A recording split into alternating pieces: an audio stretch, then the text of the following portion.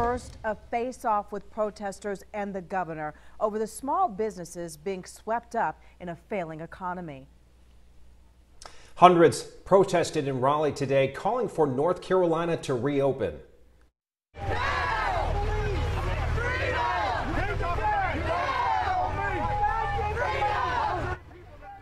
Yeah, you see the video, you hear the people chanting, waving flags, and long lines of people and cars going through the Raleigh area. Governor Roy Cooper heard their plea, but tonight he's standing firm. Right now, staying at home is saving lives. Channel 9's Blaine Tollison is joining us live now. He's been listening in to the governor's press conference from earlier, also hearing the concerns from those out there demonstrating. And the governor did say today, Blaine, that more help is coming for small businesses. And that's a big piece of Governor Cooper's budget proposal to provide more money for small businesses through the state's Rapid Recovery Program, something the General Assembly may take up this week. But I want you to take a moment to just look at I-77 here behind me. It's 5 o'clock. Hardly any traffic out here near Cornelius, and it's a reminder of the way things are. And there are a lot of people out there who don't like other aspects of the way things are. Some folks who protested up here on the bridge in Cornelius and in Raleigh who just want to go back to work.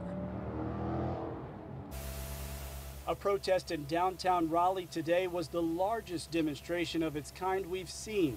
A crowd of hundreds just feet from one another, not social distancing, but desperately calling on Governor Cooper to reopen businesses in North Carolina. We have got to stop. We've got to say it's time to stop. Put people back to work. In stark contrast in Cornelius, a tiny Reopen NC group held signs and American flags promoting a similar message. So I wanted to get out and speak my mind and say we need to follow the White House plan step by step and in a very slow, incremental way, get back to business. May 1, we'll be ready. DIANE Gilroy was laid off from her job in cybersecurity. And, you know, I hate to see the economy collapse completely. We'll have more problems, dire consequences. But it's up to Governor Roy Cooper to put the president's three-phase plan into action when the stay-at-home order expires a week from now. He explained today his coronavirus task force is working on plans to ease restrictions, get back to work, but stressed efforts to protect public health. And I think the people of North Carolina want us to rely on science and data and facts and consultation with our business community who are actually out there wanting to protect their employees. Michael Morgan, who leads the group Stay at Home NC, supports Governor Cooper's direction, and as a cancer patient battling leukemia, he's at risk. We're in favor of opening, we just want to do it safely, that's the thing. So we're not close yet. We're getting there, but we're not close.